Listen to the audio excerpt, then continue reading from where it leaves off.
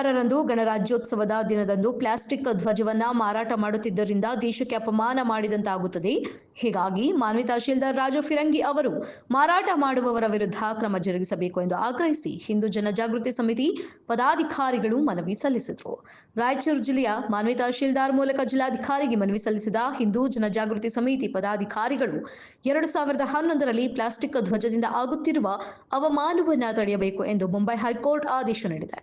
ಆದರೂ ಸಹ ಹೈಕೋರ್ಟ್ ಆದೇಶವನ್ನು ಉಲ್ಲಂಘಿಸಬಾರದು ಎಂದು ಮಾನ್ವಿ ತಹಶೀಲ್ದಾರ್ ಹತ್ತಿರ ಒತ್ತಾಯಿಸಲಾಗುತ್ತದೆ ಎಂದರು. ಮಾನ್ವಿಯಲ್ಲಿ ಅನಧಿಕೃತವಾಗಿ ಪ್ಲಾಸ್ಟಿಕ್ ಧ್ವಜ ಮಾರಾಟ ಮಾಡುವವರ ವಿರುದ್ಧ ಕ್ರಮ ಜರುಗಿಸುವ ಜೊತೆಗೆ ದೇಶದ ಪ್ರತಿಯೊಬ್ಬ ನಾಗರಿಕನು ಖಾದಿಯಲ್ಲಿ ಮುದ್ರಿತವಾದ ರಾಷ್ಟ್ರ ಧ್ವಜವನ್ನೇ ಹಾರಿಸಬೇಕು, ಹಾಗೆಯೇ ಮಾರಾಟ ಮಾಡಬೇಕು ಎಂದು ಸುರೇಶ್ ನಾಡಗೌಡ ಕೇಳಿಕೊಂಡರು.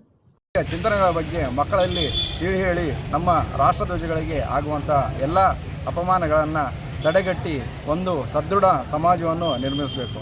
ಇವಾಗ ಏನು ಅಂತಂದರೆ ನಮ್ಮ ಚಿಕ್ಕ ಮಕ್ಕಳಿಗೆ ನಾವು ನಮ್ಮ ದೇಶಭಕ್ತಿಯ ಬೀಜವನ್ನು ಅವರಲ್ಲಿ ಬಿತ್ತುವುದರಿಂದ ಮುಂದೆ ಅದೇ ಈ ಒಂದು ದೇಶನ ರಕ್ಷಣೆ ಮಾಡೋಗೆ ಅವರಿಗೆ ತುಂಬ ಒಂದು ಪ್ರೇರಣೆ ಸಿಕ್ಕಂತಾಗುತ್ತೆ ಅಂತ ಹೇಳ್ತಾ, ಇದೇ 26ನೇ ಜನವರಿ ದಿನ ಗಣರಾಜ್ಯೋತ್ಸವ ದಿನ ಏನಾಗುತ್ತೆ ಎಲ್ಲಂದರೆ ಅಲ್ಲಿ ಪ್ಲಾಸ್ಟಿಕ್ ಧ್ವಜವನ್ನು ಯೂಸ್ ಮಾಡಿ ಬಿಡಾಕೋ ಬದಲು ಆದಷ್ಟು ಬಟ್ಟೆಯ ಜಾಂಡವನ್ನು ಬಳಸಿ ಪ್ಲಾಸ್ಟಿಕ್ಕನ್ನು ಆದಷ್ಟು ನಿಷೇಧಿಸಬೇಕಂತೇಳಿ ಹೇಳ್ತಾ ನಿಮಗೆಲ್ಲರಿಗೂ ನಾನು ಮನವಿ ಮಾಡ್ತಾಯಿದ್ದೀನಿ.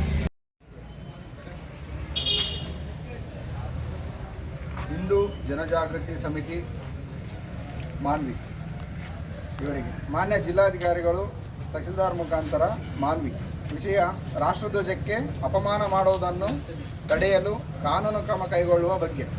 ಮಾನ್ಯರೇ, ರಾಷ್ಟ್ರಧ್ವಜವೇ ರಾಷ್ಟ್ರದ ಆತ್ಮವಾಗಿದೆ. ಈ ರಾಷ್ಟ್ರೀಯ ಧ್ವಜಗಳನ್ನು 15 ಆಗಸ್ಟ್ ಮತ್ತು 26 ಜನವರಿಯಲ್ಲಿ ಹೆಮ್ಮೆಯಿಂದ ಪ್ರದರ್ಶಿಸಲಾಗುತ್ತಿದೆ. ಆದರೆ ಅದೇ ದಿನ ಅದೇ ರಾಷ್ಟ್ರಧ್ವಜ ರಸ್ತೆ ಹಾಗೂ ಚರಂಡಿಗಳಲ್ಲಿ ಹರಿದ ಸ್ಥಿತಿಯಲ್ಲಿ ಬಿದ್ದಿರುವುದು ಕಂಡು ಬಂದಿದೆ. ಪ್ಲಾಸ್ಟಿಕ್ ಧ್ವಜಗಳನ್ನು ತಕ್ಷಣವೇ ನಾಶವಾಗುವುದಿಲ್ಲ.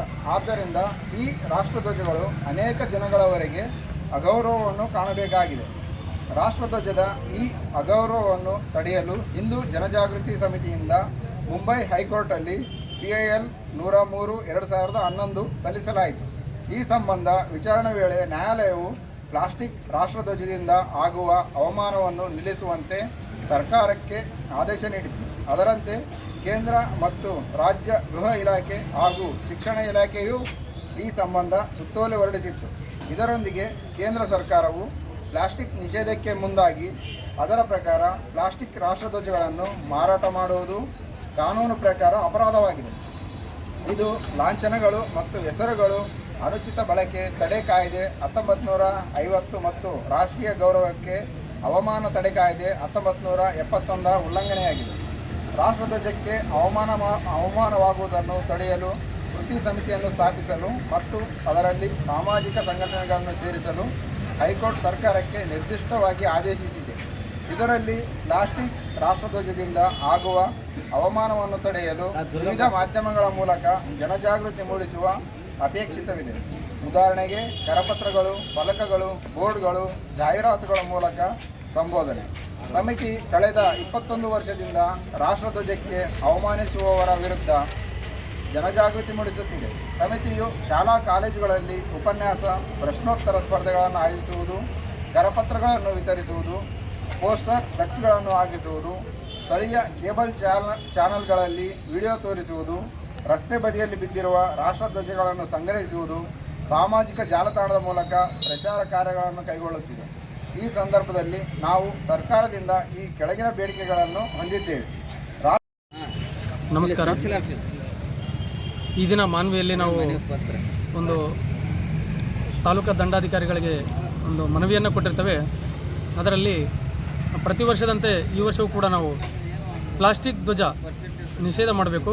ಪ್ಲಾಸ್ಟಿಕ್ ಧ್ವಜದ ಒಂದು ಅವಮಾನವನ್ನು ತಡಿಲಿಕ್ಕೆ ಈ ಒಂದು ಕಾರ್ಯವನ್ನು ಪ್ರತಿ ವರ್ಷ ನಾವು ಆಗಸ್ಟ್ 15 ಹಾಗೂ ಜನವರಿ 26ನೇ ತಾರೀಕು ರಂದು ನಾವು ಅರ್ಜಿಯನ್ನು ಕೊಡ್ತೇವೆ. ಅದರಲ್ಲಿ ಈಗ ಪ್ಲಾಸ್ಟಿಕ್ ಧ್ವಜಕ್ಕೆ ನಾವು ಮಾಡ್ತಕ್ಕಂಥ ಅವಮಾನವನ್ನು ತಡಿಲಿಕ್ಕೆ ಪ್ರತಿ ಅಂಗಡಿಗಳಲ್ಲಿ ಏನು ಪ್ಲಾಸ್ಟಿಕ್ ಧ್ವಜವನ್ನು ಮಾರಾಟ ಮಾಡ್ತಾರೆ ಅದನ್ನು ತಡೆಯುವುದು ಮತ್ತು ಅದನ್ನು ತಯಾರು ಮಾಡುವಂಥವ್ರ ಮೇಲೂ ಕೂಡ ಒಂದು ಸೂಕ್ತವಾದ ಕ್ರಮವನ್ನು ತೆಗೆದುಕೊಳ್ಳಿಕ್ಕೆ ಈ ದಿನ ನಾವು ಜಿಲ್ಲಾಧಿಕಾರಿಗಳಿಗೆ ನಮ್ಮ ತಹಸೀಲ್ದಾರ್ ಅವರ ಮುಖಾಂತರವಾಗಿ ಒಂದು ಏನು ಮನವಿಯನ್ನು ಕೊಟ್ಟಿದ್ದೇವೆ.